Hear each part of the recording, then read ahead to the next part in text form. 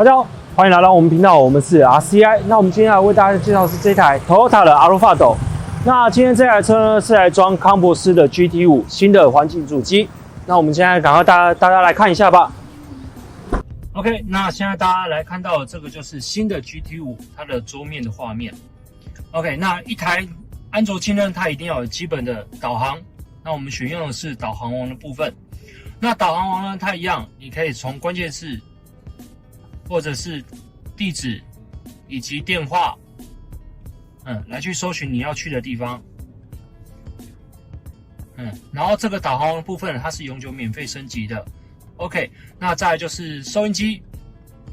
那收音机的话，我们来看到这 FM 的部分，它有一个 FM 1至2，还有 FM2、FM 3。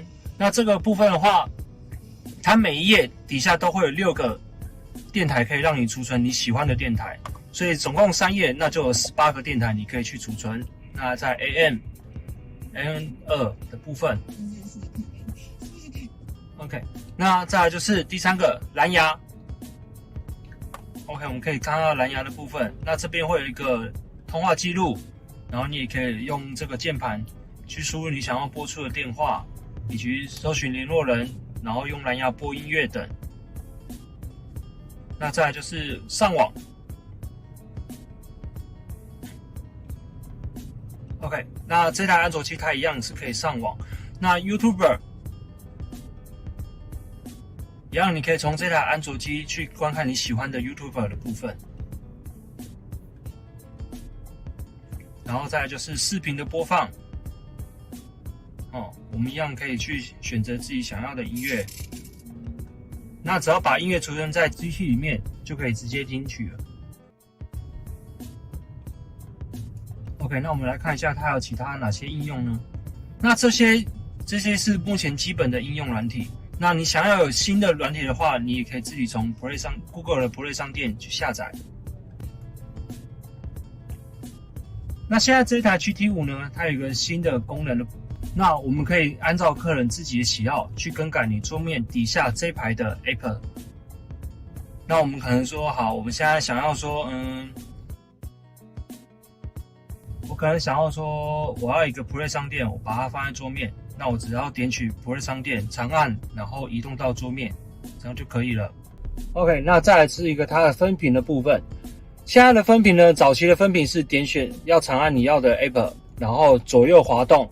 那现在它已经在你的 App 上面，它有一个这个符号，那只要点选这个符号呢，它就可以做到分屏了。那点选下一个你要的分屏的软体，那一样，它是点选中间，那去关闭掉你不要的分屏画面。那这台 GT5 呢，它有升级了一些新的配备。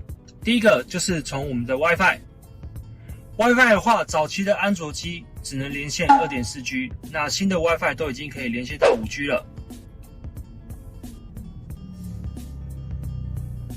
OK， 那第二个就是它的这台安卓机，它有新增一个 4G SIM 卡的插槽，那这个插槽在机器的后面，那我们只要插入 SIM 卡的话，这台主机就可以自动上网，那也可以分享热点给你想要分享的机器。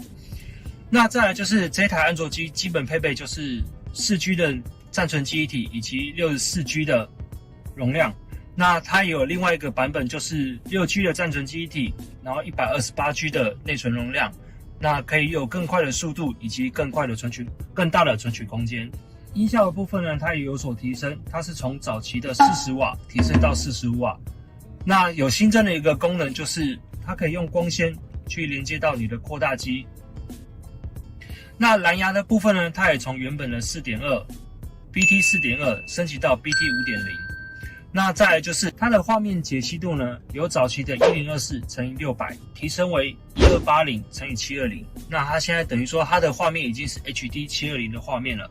那再来它有全新的功能，就是它可以支援到部分车型的原厂环境。如果你车子没有原厂环境的话，你也可以加购环境的模块。现在这台 Alphard 它原厂是没有环景的，那它就是加装了环景模块。我们可以来看到它现在环景的画面。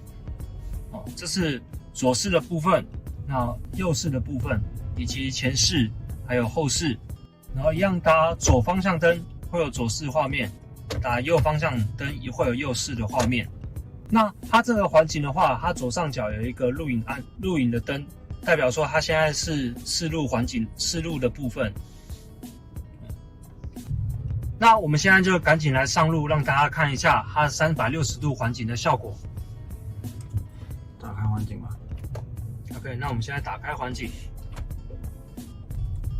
OK， 那大家可以看到现在的环景，因为它是内建的环景模，它可以内建升级环景模块，那它的画质就会更清楚。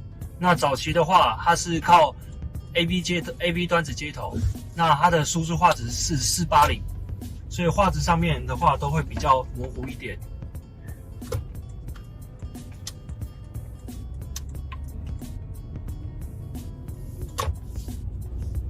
大家可以看到荧幕左边的画面，这个是环景的部分。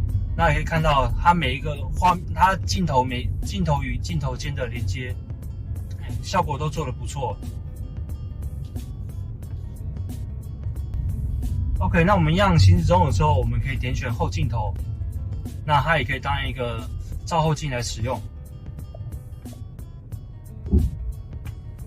OK， 那简单来说呢，在 GT5 它就升级了第一个画面的解析度，它有所升级。那再来就是网络的部分，它可以连线到5G 了。